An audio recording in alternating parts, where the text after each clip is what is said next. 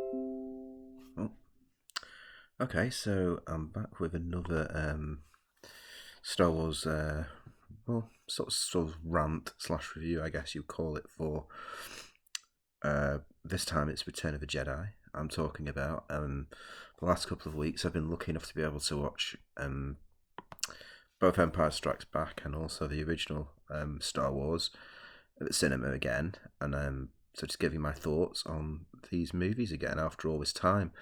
So, Return of the Jedi is an interesting one because I mean it has a reputation of being the weakest of the original trilogy. Much like many trilogies, I think the third part is often quite not the same standard as the first two, and I do think that that's fair, and I do think it's true. Like as a kid, Return of the Jedi was my absolute favorite, and I never understood why Empire was better. And as I said, as I get older and more I watched it, especially watching it recently, I definitely see that in many ways, Return of the Jedi is a bit of a step back after what Empire Strikes Back did. In terms of how it developed the characters and story and things, like I still really love Return of the Jedi, though. I still think there's a lot of good things about it, but I'm going to get into it. So it's a bit of a mixed bag, really. So as I said, like I suppose I'll start with the negatives and go into the positives.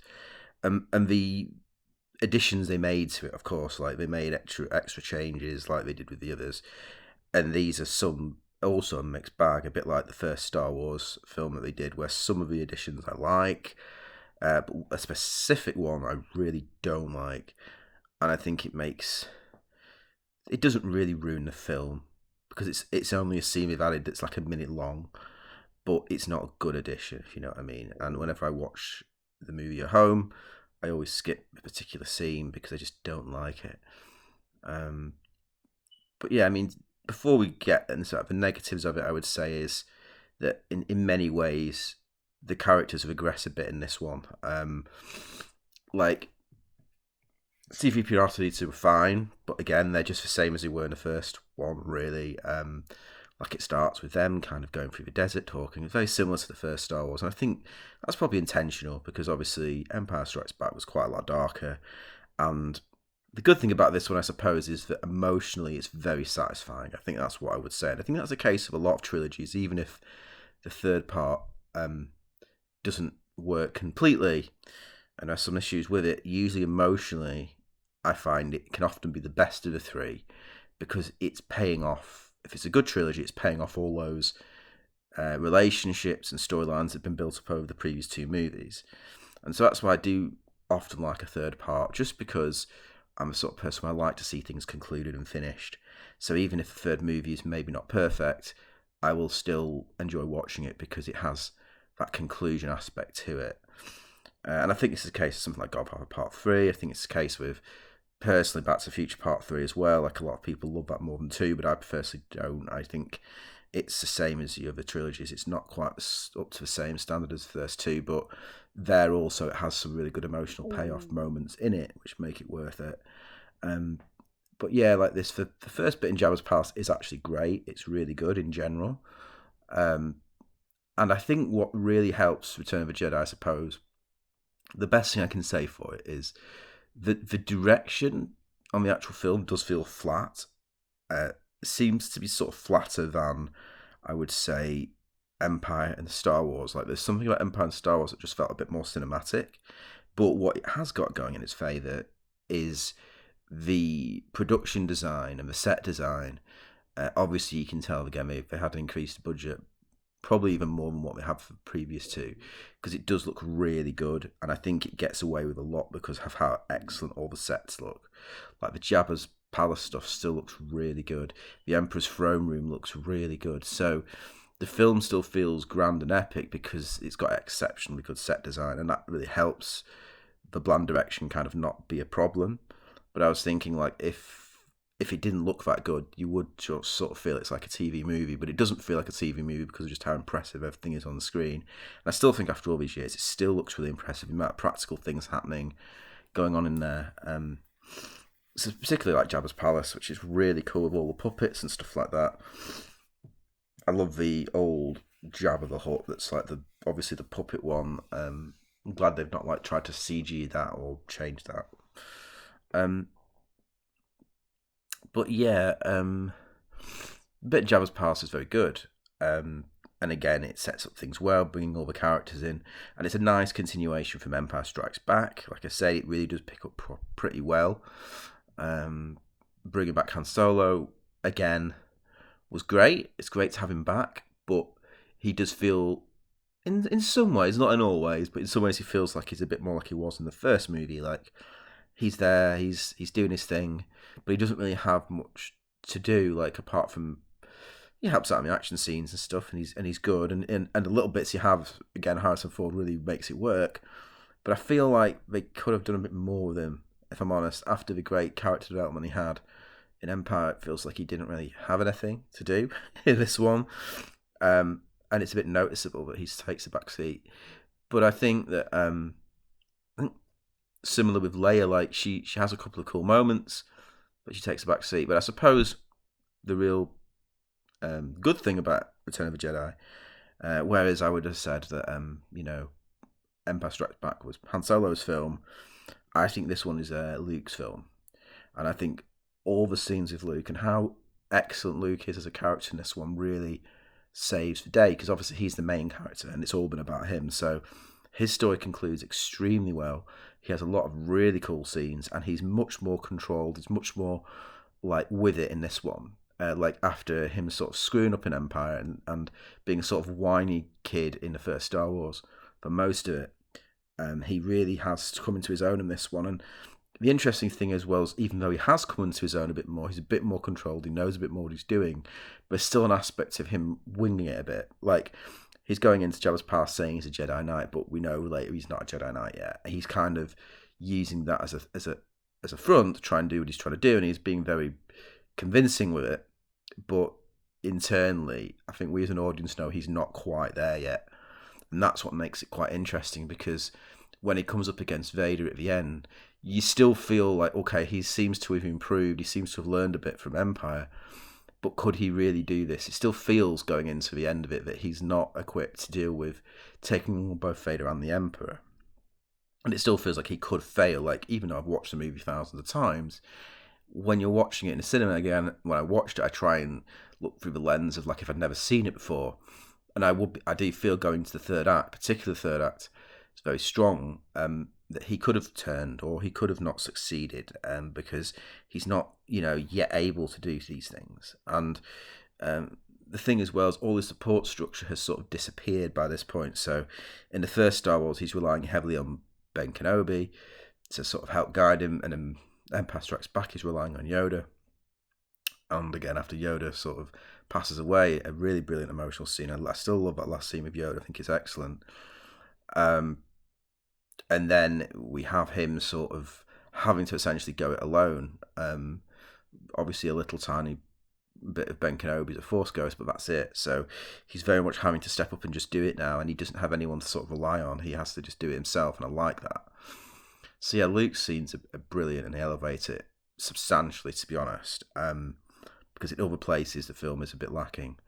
Again, Ewoks, it's an interesting thing, because the funny thing is that Ewoks were actually my way into Star Wars. I first knew Star Wars through the Ewoks, through the Ewoks cartoon and through the Ewoks toys that my brothers had, because they went to go see Return of the Jedi in 1983, and then off the back of that, my mum got them some toys. So Ewoks were kind of my entry point. So when I actually first saw the Ewoks when I was a kid in the actual movies, I was really happy, because I was already familiar with them. That was a part of Star Wars I knew something about, otherwise I didn't know anything about the rest of it. So I was sort of coming at it backwards. So I really enjoyed the Ewoks. But as an adult, watching it now, and I mean, yeah, it's a film for kids. At this point, as an adult, obviously you're a secondary audience anyway. You're not the main audience for it anymore. And I think that it's very clear with this one that Lucas was definitely targeting children as the main audience. And as a kid, I love the Ewoks, but as an adult, I do find them very irritating. I always skip their scenes when it's on DVD. I don't really watch them. I don't mind watching the end battle. The end battle's okay. You see a few Ewoks get killed, that's okay. No, I'm joking. But I had a real hate for them at one point. I don't think I hate them anymore. I've just sort of reconciled the fact that they are what they are. And I suppose like they get a bit of a bad rap. Like when people talk about, oh yeah, the Empire gets defeated by a group of teddy bears. When you actually watch it, there's a bit more to it than that, I think. Like in the actual battle, they do win, but they do end up getting their asses kicked quite a bit too. You do see some shots of Ewoks getting killed, stormtroopers beating them. Like initially they have the element of surprise and they sort of start off quite well, and then they start getting their asses kicked, and then eventually it's really Chewbacca actually saves the day in that regard. He comes in and takes over one of the the walkers, and then he sort of helps turn the tide of the battle. So when you actually watch it, isn't actually just it's not like the Ewoks come in and just completely destroy the Empire. That's not actually what happens. And they have their little like their little traps and stuff which sort of help. I always like the bit where the two logs get slammed together and they destroy the walker. The bit of the walker's walking on the logs and it falls over and blows up. I always loved that bit as a kid. So there are still some bits that I've got fondness for.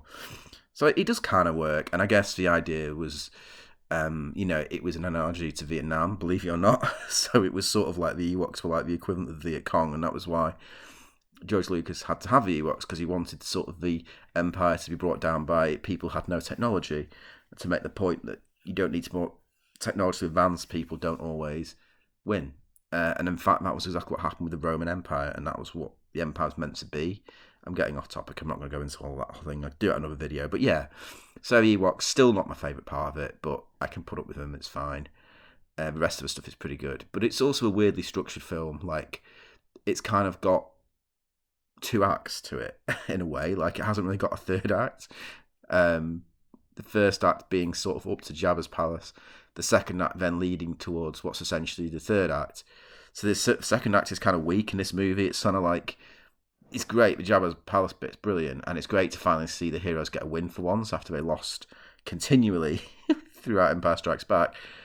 But then it sort of slows down, and you have all the bits with him, the Ewoks and stuff. Like once Luke, there's a great scene which is one of my favourites actually, between Luke, Han, and Leia, and this is why it's good. It is good they brought Han Solo back, because in these scenes it makes sense, because obviously there's been a love triangle aspect that's developed over the course of 3 movies, and there's one scene in the Ewok village between all 3 of them I really, really like, where Luke tells Leia that she's his sister and also Darth Vader's her father, and he has to go off and try and turn her back to the good side. And it really feels like there's a lot riding on that moment, because we've invested so much in these characters, and that's why, like I'm saying, some of the scenes here really hit home well. And Leia is just not wanting him to go. He's really, overwhelmed. And then Han comes in and she's not ready to tell him what she just found out, and he misinterprets it, because again, he's jealous. There's been a jealousy thing between him and Luke since the first Star Wars, actually, and they've sort of quite subtly played on that without making a big deal out of it. And that's kind of what he does. He kind of gets a bit jealous initially, and he's a bit like, jealous that she said something to Luke, or something Luke knows that he doesn't know.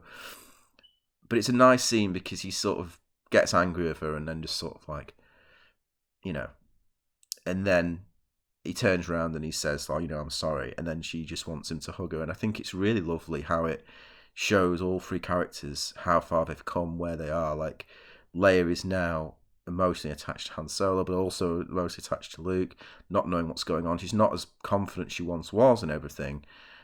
Luke is more confident. He's swapped round. He's a bit more confident than he used to be, but he's still not 100%. And Han Solo has become much more caring and compassionate. Like, he's again, like, actually going out there to try and talk to her. He's trying to do a nice thing. Like, when I watch that scene, I'm like, he's actually trying to be a nice guy. He's trying to be her confidant and say, what's going on, what's happening. Like, he cares about her. He isn't just being selfish. And when he gets a bit rejected, or he interprets it as that, he does get annoyed for a second, and then he comes back and says sorry. And I'm like, I really love that, because it's a really lovely continuation of the sort of nice qualities of his character that have come out. Whilst him still having the sort of swagger and everything else, he doesn't become a Boy Scout overnight. But that scene between the 3 of them in the Ewok village, I absolutely love it. And more and more, it's a really powerful scene for me, that. And then other scenes towards the end, it just gets better and better. Like all the stuff with the Emperor and with Vader is so cool. And I love how, I love the Emperor. He's always good. Ian McDiarmid crushes it every time, but he's never been better than he is in Return of the Jedi. Like the first time he comes in Return of the Jedi, the way he speaks for lines, the presence he has. Like the thing that's cool about it is he just gives off this evil vibe without doing anything. Like he doesn't need to do anything. He just sat in a freaking chair.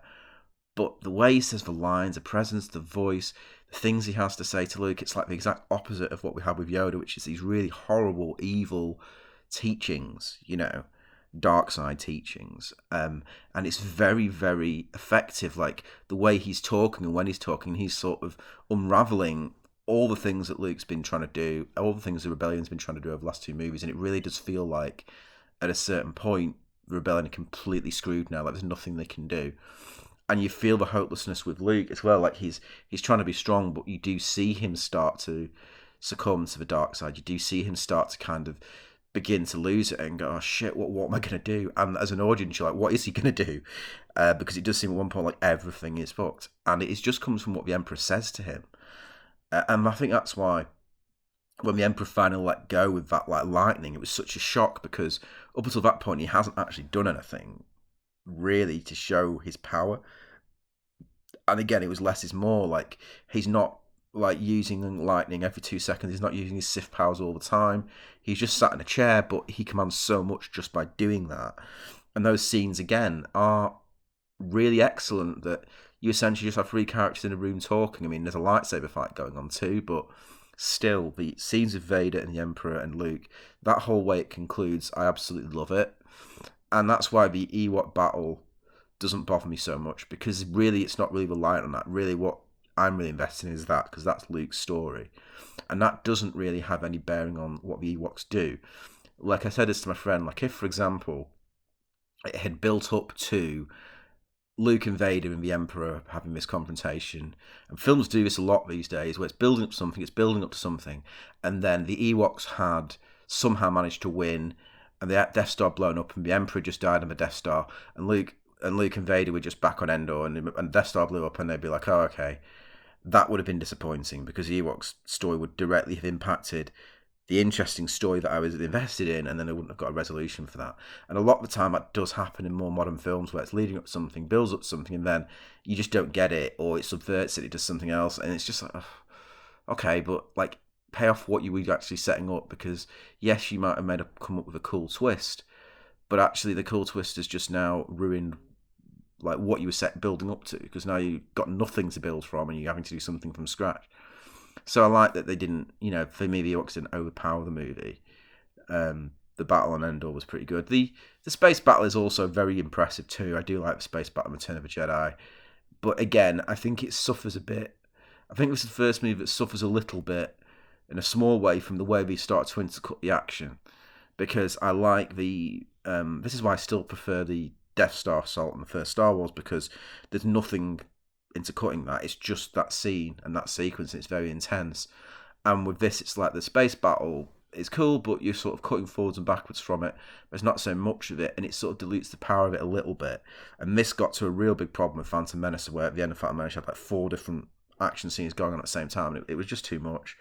But I think with this, like, it works, but it does have that kind of knock-on effect of the space battle not being as, in my opinion, as quite as effective as it was in the first Star Wars, because you're cutting constantly between these two other stories in that one.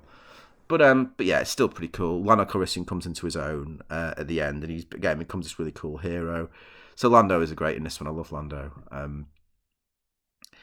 But my other negatives, getting to the special edition side of things, the stuff they added in. Again, at this point when I'm watching Return of the Jedi, I wasn't really watching it looking for those new things. I knew what they were, and it's nice just to sort of watch it as a film as it now stands.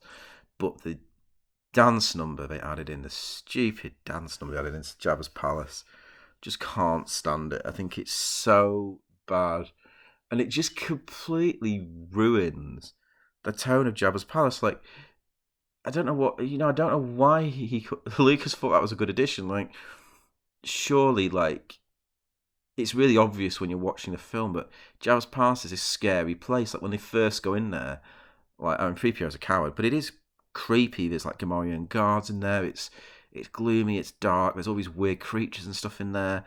There's these like robots getting tortured. There's like the worst scum of the galaxy in there. It's an oppressive, dark, moody place, similar to the Star Wars Cantina in the first Star Wars, but even worse. And then you get this stupid song where it's like do do do do do do do, and I'm like, what the flip? Why have this stupid, cheesy big band like dance number? It completely ruins the tone of Jabba's party. It makes it feel completely added in there for no flipping reason. It doesn't fit with the tone of the rest of any of the other scenes around it. And it just becomes this dumb movie for only about a minute, but it's awful. And the CGI characters look rubbish now. The CGI on them looks dreadful. You can tell it's just been added in. It doesn't look like it's part of the scene. And I always skip it. And it's only a minute long, if that, but it feels like awful to watch. I can't stand that dance number added in. And I know it's the kids and all that stuff, but I'm like, I really don't think kids massively like that. Like, I think when I was a kid, I loved the Jabba's stuff that was like the Rancor and things like that, but I was never sat there going, well, what I need is a great big silly dance number with Cy Seals dancing around. And I like Cy Snootles and Max Rebo and the Rebo Band, but the way they were on the original film was absolutely fine, and it was just terrible. I think more than anything, it was probably because they were just starting with CGI and things back then, readying themselves to do the prequels. So I guess it was probably just a bit of a test. They probably were like, well, it's a time to sort of test where our CGI is at with this little tiny scene. So it was more just like probably a dry run through for what they were going to do later with the prequels. So I kind of get it on that level, but I'm like, just keep it as a test. Don't put it in the actual movie. It was just awful. I can't stand that Jedi Rocks bit. Other additions weren't as egregious. The ending, celebrating on the different planets, I really still like that. I mean, my friend made the point, and it's a fair point, that really you don't need it because you've been invested in watching the film on Endor and the Ewoks and all that stuff. So that's the only celebration you really need because that's the only place to be in this movie. But again, I actually really like the new music they put in too. I know there's a lot of people who love the Yub Nub. I'm not in their number. I don't like Yub Nub. If you don't know what the hell Yub Nub is, it's the original song the Ewoks sang at the end was this Yub Nub song, and I always found it really irritating. If I'm honest, like I never really liked Yub Nub. So I'm not sad to see Yub Nub go, and some people love it though. It's just personal taste in it. But I really like the new music they put on at the end of Return of the Jedi, and it makes the ending even more emotional.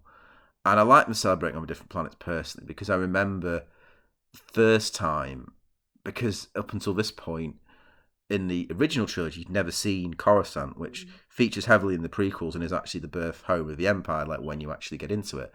But seeing Coruscant for the first time at the end of Return of the Jedi, I remember getting chills and being like, wow, what's this city? What's this place? I've never seen this place before. And again, it paid off later when I actually got into the prequels because it was like, okay, so this is Coruscant. So I think, again, with a view to this being 6 films that you would watch in order, and I think especially now when you're a newer Star Wars fan, I think those scenes probably make more sense because you do know where Coruscant is and you do know what that planet is. And if you're watching the films in order, you've never been back there since the prequels. So it was good just to add it in my opinion. But the ending of Return of the Jedi is just perfection. And there are so many cool emotional scenes right after each other. It really does hit home hard, I think. And I think that's its saving grace in a lot of ways. The scenes with Vader, I keep going on about this, but the lightsaber fight at the end between Vader and Luke, where Luke finally sort of almost succumbs to the dark side and proper is wailing on Vader, it always gives me chills. The music there is absolutely exceptionally good. And it's a crazy moment because really we're not supposed to be cheering for him there, but in that moment you are kind of on his side where he's battling Vader and he's finally coming into his own. He's going absolutely crazy on him. And Vader's just getting owned and owned, and he's getting knocked back, and you're thinking, yes, go Luke, go Luke. And then when he actually cuts Vader's hand off and he knocks him to the floor, and you're like, oh shit. and Luke's that as well. And again, one of the single best moments in all of Star Wars is that scene where he looks at his hand and he looks at Vader's hand being chopped off, and he's just, that moment of realization is so powerful because again, it's a visual thing. There's no script involved, and Mark Hamill's acting in that moment is brilliant because he is just looking at the hand, going, "Shit, I don't want to be this. I'm going to turn into my father. I'm going to become dark side. I'm getting, he's so close to it at that point, and he's right on the edge of turning, and that's obviously where he makes the decision to not. And that is just Star Wars in a nutshell. That's the best, one of the best scenes in all of Star Wars is that scene. I keep saying that with Empire Strikes Back. I'm like, almost every scene in Empire Strikes Back was peak Star Wars, and this has a mixed bag of some scenes that are terrible, but some scenes are really great, and that's one of the really great ones where he throws away the lightsaber. Next great scene is getting right off the back of that. We have Vader being, hopefully you've all seen Star Wars by now, and I'm not giving you any spoilers here. You've all, Vader, Luke getting owned by the Emperor, chucking lightning down on him, properly destroying him, like he was completely screwed. There was no way Luke could have got out of that. And it goes on for quite a while. It's not just like one or two blasts he gives him. He really goes to town, like electrocuting Luke. And then, of course, Vader coming in and making the sacrifice. And, of course, the version I watched at the cinema added the stupid no onto it. Which is another thing, like, why add this no on? The worst line Darth Vader's ever said in any film was the whole no in Revenge of the Sith. And here they've added it in where he goes, no, again. And I'm like, you didn't need it. But it doesn't ruin the moment. But it's just another pointless addition where I'm like, you don't need this no where Vader's like, it was perfectly fine seeing Vader look at Luke getting electrocuted on the floor, and then looking at the Emperor, and looking back and looking at the Emperor, and then finally deciding to do what he does, where he picks up the Emperor and throws him down the hall, which kills him. He is obliterated. That's the other slight thing I want to touch on here is, as much as I love this movie, and actually the more I see it, the more I love it, the more I hate what Disney have done with Star Wars. Because it's just like every good thing that Return of the Jedi accomplishes, they systematically undid with their series of movies. And like the Emperor being thrown down, the thing at the end, well, what Vader does to him, like, it's quite clear he's dead. It's quite clear he's been obliterated, and there's no more Emperor. In the same way as it's quite clear the Death Star gets obliterated, like the Death Star gets absolutely destroyed. There's no way that like a fragment of the Death Star finds its way onto Endor and it just happens to be the Emperor's throne room and all this bullshit that they bring in later. I'm like, no, it's destroyed. The whole thing is destroyed. And it just makes the sequel trilogy feel even more haphazard and pointless when you rewatch Return of the Jedi, because it's so well done. The ending's so powerful, it works so well, and it pays off the other two movies so well. And all 6 movies if you watch them in the order. And I just think, well, why? Like, why continue it on? Like, so for me, anyway, I'm flipping about perspectives here, but that scene, very powerful. The next scene with Luke and Vader, where he takes the mask off, Vader dies, brilliant again. Like, absolute bang after bang after bang, and that's why the great ending is so good. And then, of course, you have the final ending with the celebration, which I love. Just seeing all the characters finally happy together. Everything's resolved. Luke and Han and Leia are all reconciled. Han Solo finds out, and lovely little scene where Han Solo finds out that Leia, Luke and Leia are brother and sister, and that him and Leia are good to go, and that they love each other. It's lovely. And yeah, it's such a heartwarming ending, and every time it tears me up. I tear up at that ending of Return of the Jedi. I don't care. I'm a 42-year-old man, but I love it. And it's just such a nice ending. It's such a perfect way to finish things. And again, it's quite subtle as well. And the other thing that I love about it is, again, there's no dialogue. It's all just music and visuals. And the music, I think, as I've said, the new music is much better than the Yub-Nub music. And they're all like hugging each other and stuff, congratulating each other. And then the cherry on the top is, of course, when Luke sees the 3 Force ghosts.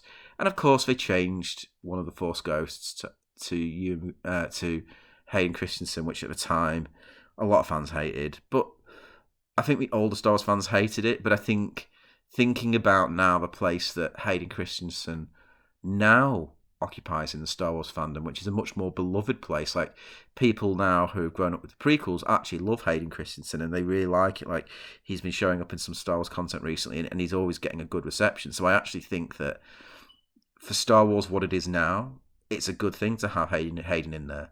Because if you just had that old dude in there that is the original Anakin, I personally like that, but there's no connection to that character because that's the first time you've ever seen him. But I do think that having Hayden in there now does work because people know who he is, and especially younger Star Wars fans will like that. They'll like having him in there, and it doesn't ruin the scene in any way, really, to me. So you got Hayden in there, all of Force Ghosts, and then it's finished. And I said to my friend, it's a good thing that they never made any more movies, that they didn't do any more films, they just left it resolved, which is, of course, me being sarcastic because they did make 3 more movies. Disney made a trilogy of films that completely ruined everything, in my opinion, that are not... There were good parts of... I'm not going to get into sequels here, but there were good parts of them, absolutely, but it does make them feel half-baked. When you watch Return of the Jedi and you see where they continued it or how they chose to continue it, there's so many things that don't make any sense of it. Like I said, first part, Vader's mask that is clearly destroyed, is clearly like burnt to cinders at the end of Return of the Jedi. Somehow Kylo Ren has it. And again, he never explained that. Like, how's he got Vader's helmet? Where's his helmet come from? What's going on with it? No idea. He's just got it. For some reason, he's got it, even though it's clearly burned.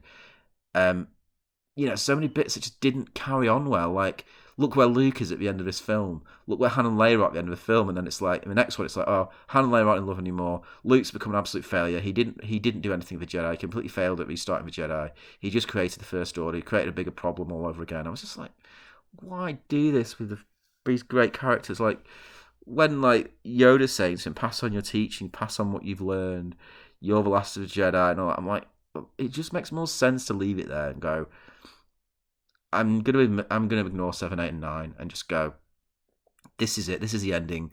Luke went on to train a new order of Jedi.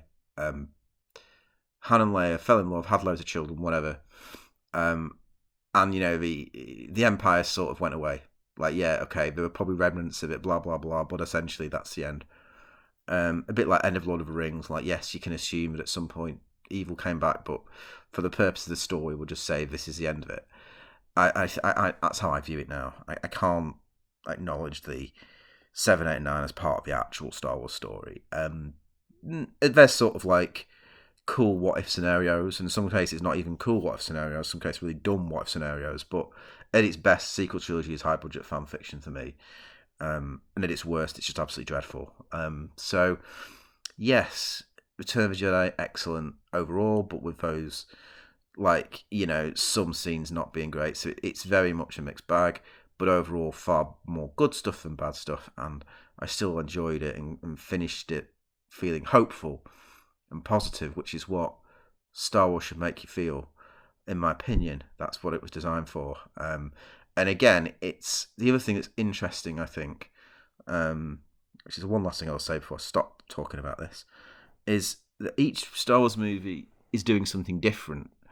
I like the fact that every one of them, from Star Wars to Empire to Jedi, are all slightly different. Like, the first Star Wars is this great fun adventure. The second one adds in more dark, mature themes while still having fun bits in it, but adds in some darks. And I feel like this one is sort of a combination of what first Star Wars was doing and what Empire did. And so in the ways of it getting darker and more mature, those scenes work brilliantly. In the ways where it was trying to be a bit more like the fun adventure of Star Wars, not always so successful, but I liked that each one was doing something a little bit different. And that was great. It wasn't like Empire Strike. They were trying to copy Empire Strike in the same way as Empire wasn't a copy of Star Wars. Return of the Jedi isn't a copy of Empire, and I do like it for that. But yeah, that's it. I'm not going to talk about this anymore. That's the video done. It's been great to be able to see these original 3 movies back in the cinema again after all this time. And yeah, that's it. That's the review. I loved it. If I get the chance to watch the sequel trilogy again at the cinema, I will do my reviews there and give my thoughts on that as well. We'll see.